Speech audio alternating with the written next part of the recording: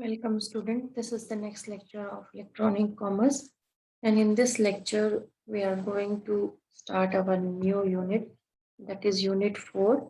So here we will be discussing about these topics: consumer search, information search, retrieval, information filtering, digital copyrights we have already covered in unit 2, and then internet service provider we will cover over here, and public policies issue that we will cover in the last unit.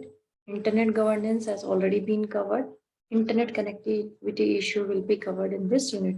So basically, we will be talking about consumer search, information search retrieval, and how to filter those information. We will be talking about internet service provider and internet connectivity options in this unit. Now, first of all, we will start with consumer search. Consumer search, the term search is very, very clear. Like when consumer are searching for any information or when you are searching online, whatever you want to find out, or you can say finding what you want online, is not an easy task. It takes a lot of time, and it is very tedious task also and tricky also.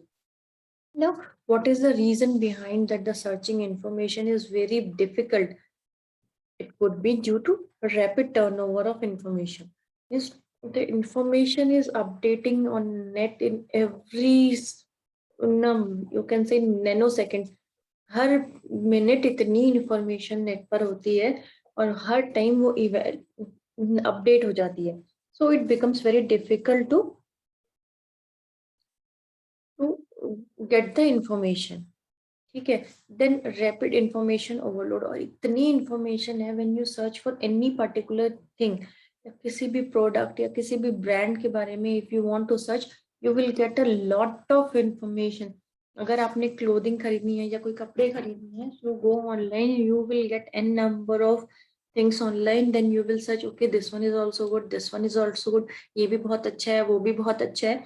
You have number of options. जब हमें बहुत ज़्यादा चीज़ें दिखने लग जाती हैं, किसी चीज का हमारे पास बहुत ऑप्शंस हो जाते हैं, तो then also it becomes very difficult. Choose करना मुश्किल हो जाता है कि हम कौन सी चीज खरीदें, कौन सी चीज छोड़ें. ठीक है. Now we are talking about in terms of e commerce. There are two fundamental goals of e commerce. अब वो फंडामेंटल गोल्स हैं क्या? First is availability of useful information. पहला काम कि इंफॉर्मेशन को अवेलेबल कराना. अवेलेबल कैसे होगी? Through the publishing tools. बहुत सारे टूल्स हैं, चाहे आप सोशल मीडिया पे चले जाओ, किसी भी सोशल मीडिया प्लेटफॉर्म पे चले जाओ, फेसबुक, ट्विटर, लिंक्डइन, तो हर जगह आपको पब्लिशिंग टूल्स अवेलेबल होंगे through which you can update your data. जैसे कंटेंट मैनेजमेंट सिस्टम है या ब्लॉगिंग है, थ्रू विच आप किसी भी चीज के थ्रू जिसके आप अपने इंफॉर्मेशन को उस साइट पर अपलोड कर सके. So this is about the availability of information. आपको इंफॉर्मेशन जो है वो लोगों को अवेलेबल करानी है. That can be done through into different processes. Then is accessibility of useful information. अब आपने इंफॉर्मेशन अवेलेबल करा दी या इंफॉर्मेशन आपको अवेलेबल है, that information should be accessible. That should be means every person can get access of that particular information. अब वो कैसे होगा? That is done through accessibility. That accessibility can be done through the search and retrieval tool. जैसे हमने बोला कि publishing tool जैसा जैसे डेटा को अपलोड करने के लिए हमारे पास पब्लिशिंग टूल्स है, उसी तरह डेटा को रिट्रैक्ट करने के लिए और डेटा को रिट्रीव करने के लिए from the net, then also we have a tools there. So availability and accessibility, these are the two main goals of consumer electronic commerce. Now the goal of search tools. अब जो ये search tools हमारे हैं, इनका main purpose क्या है?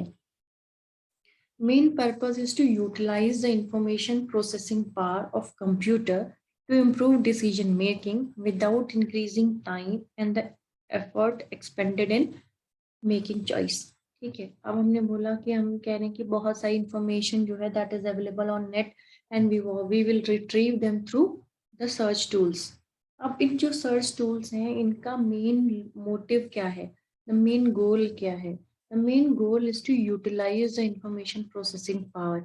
जो इस जो सर इसका जो गोल है that is to use the information processing power, जितनी भी इंफॉर्मेशन प्रोसेसिंग पावर होती है कंप्यूटर की उसको यूटिलाइज करना, so that you the decision making can be, ताकि हमारी जो डिसीजन मेकिंग है वो थोड़ी इजी हो जाए और the time and effort can be reduce. अब मान लो you visited Myntra site, you want some kurta set.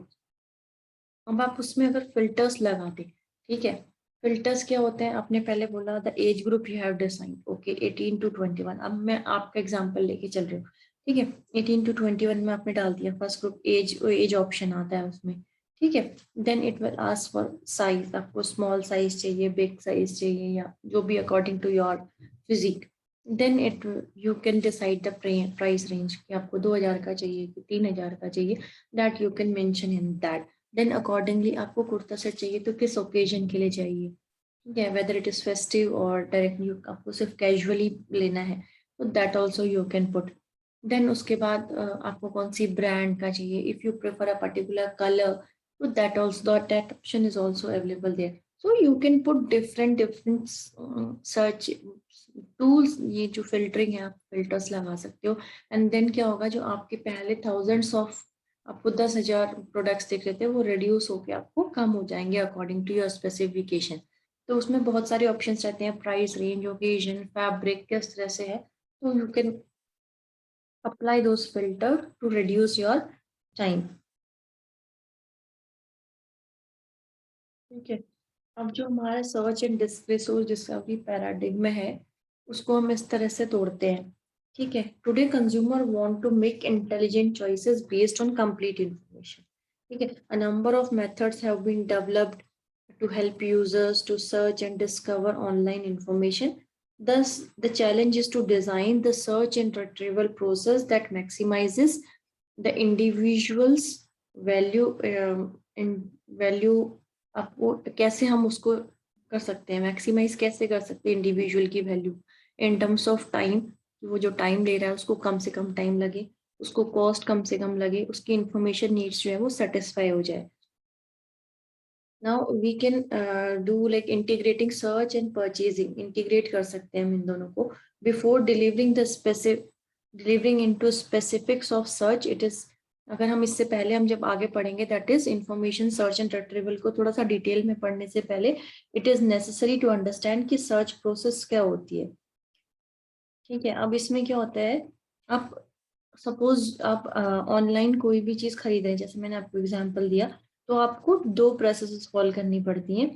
पहले तो आप इलिमिनेशन ऑफ ब्रांड्स करेंगे, there are deficient on some attributes, ठीक है। मैंने आपको बोला कि आपने कुर्ता सेट खरीदना है, तो आपके पास बहुत सारे ऑप्शंस हैं, मान लो 10,000 रिजल्ट्स आ गए, तो अब आपको आप 10,000 तो नहीं परचेज करोगे, यू विल परचेज इधर 1 or 2 or 3, ठीक है।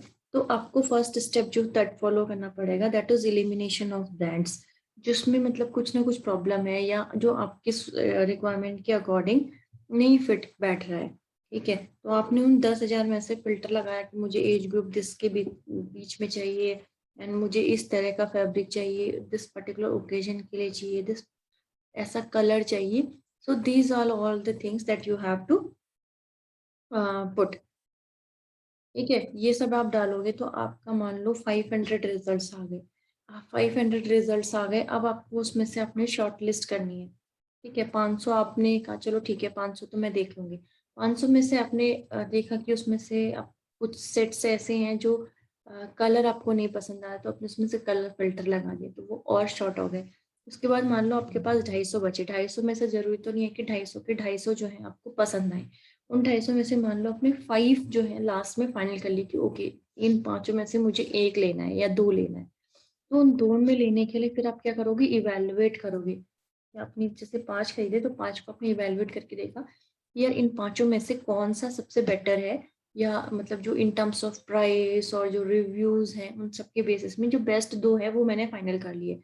तो पहले स्टेप में आपने एलिमिनेट किया जो आपके रिक्वायरमेंट के अकॉर्डिंग नहीं है, देन आपने उसके बाद क्या किया, कुछ सेट ऑफ जो है अपने पास रख लिए कि ये मेरे जो है रिक्वायरमेंट पे फिट बैठ रहे हैं and that is suitable for me. अब आप 5 के 5 वो भी नहीं खरीद सकते हो, there also you have to do evaluation, आपको इवेल्युएट करना पड़ेगा कि जो प्रोडक्ट्स मैंने खरीदे हैं, ये जो बाकी के इनमें से कौन से बेस्ट है। ठीक है, जैसे मान लो कि कोई भी कपल अगर कार खरीदने के लिए जाता है, तो ऐसा तो नहीं है कि वो एक ही कार पे जाके स्टक हो जाते हैं। 10 जगह से इंफॉर्मेशन लेते हैं, फ्रेंड्स, रिलेटिव्स, ऑनलाइन। तो बहुत सारी चीजें जो होती हैं वो डिसीजन को इम्पैक्ट करती हैं।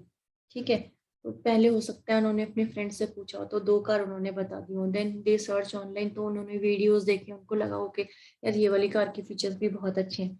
चल एक्चुअली जब उन्होंने सब फाइनल कर लिया कि चलो इन 2-3 कार में से देखेंगे, then they went to the showroom. Showroom पे जाके जो वहाँ का रिप्रेजेंटेटिव है, they told sir this is a new latest car, इसमें तो ये फीचर्स भी है, ये फीचर्स भी, आप टेस्ट ड्राइव लेके देखिए। तो दीज आर द थिंग्स। तो उस पे भी माइंड बहुत ज्यादा मैनिपुलेट हो जाता है। So you have to clear things in your mind, क्योंकि ऑनलाइन में बहुत सारी इंफॉर्मेशन अवेलेबल है। तो now you have to filter out कि उस इंफॉर्मेशन को फिल्टर आउट कैसे करें। ठीक है, तो फर्स्ट हमारा यहाँ पे जो हमने स्टेप्स जो we will be discussing in the next lectures, वो है इंफॉर्मेशन सर्च एंड रिट्रीवल। जो हमने अभी बेसिक उसका देख लिया कि कंज्यूमर सर्च में क्या दिक्कतें आती हैं ऑनलाइन में। अब हम देखेंगे कि कैसे उसको रिट्रीव किया जा सकता है, इलेक्ट्रॉनिक डायरेक्टरीज और कैटलॉग्स क्या है, या इंफॉर्मेशन फिल्टरिंग क्या है। This we will see in the coming lectures. So this is all about the consumer search. Thank you.